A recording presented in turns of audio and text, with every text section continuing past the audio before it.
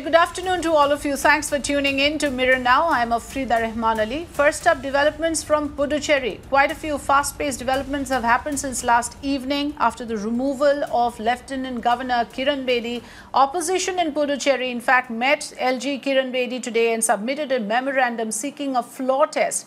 This comes amid political turmoil in the Union Territory, where Congress is now facing a grave crisis, with 2 MLAs quitting within a period of 2 days and bringing down the numbers for the Congress party to below the majority mark. The opposition has demanded the Chief Minister's resignation. However, Puducherry CM has maintained that he will be able to prove his majority in the floor of the House. So that's the information coming in. Remember, the big update from Puducherry from last evening is that the Lieutenant Governor Kiran Bedi was removed from her position and Telangana Governor was given additional charge. So Kiran Bedi issued a statement today saying that she was grateful for the opportunity and that during her tenure, she only served the larger public interest. This after Puducherry CM accused her of hampering growth in the Union Territory by blocking several welfare schemes and termed her ouster as a big victory for the people. So clearly, Chief Minister Narayanaswamy hailing that move of removal of LG Kiran Bedi. The CM and the Governor and the LG, I beg your pardon, were on collision course over a number of issues. So let me first talk about the tenure of Kiran Bedi. There are quite a few interesting events that has happened during her 4.5 years of tenure as the Lieutenant Governor of Puducherry. Avni Raja joining us from the Mumbai newsroom to tell us the kind of confrontations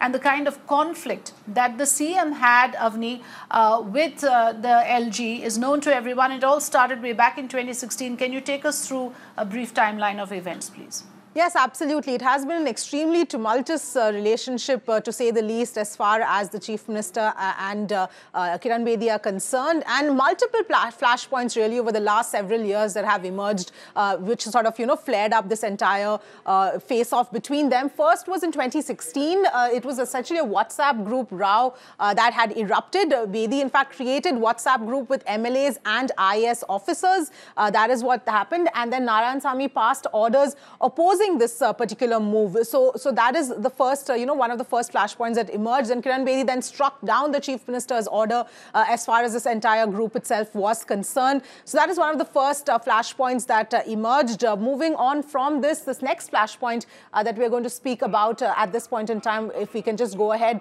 and pull up the next piece of graphics for you at this point in time. In 2017, there was a row over nomination of MLAs. 3 MLAs were appointed without Congress's consultation, and that sort of became another big issue. Now, of the 3 MLAs, 2 were BJP leaders and 1 was a BJP supporter. So obviously, this sort of, irked the Chief Minister as well. The 3 MLAs were sworn in without government representation as well. So this was yet another issue that sort of flared up between both of them. The next flashpoint happened in 2018, where Kiran Bedi said that free rice through PDS system would be conditional in one particular area, that is Manadipet. And this, again, caused a big issue as far as both of them are concerned. That was in 2018.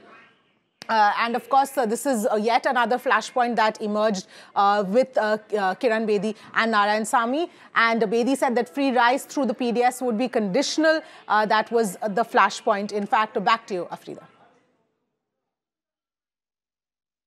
Right, Avni, thanks very much. And little wonder, therefore, that Chief Minister Puducherry, Chief Minister of the Union Territory, now says that this is a big victory for him. This is a long-standing demand from him and his party. Thanks for joining us with the latest. More breaking news coming in.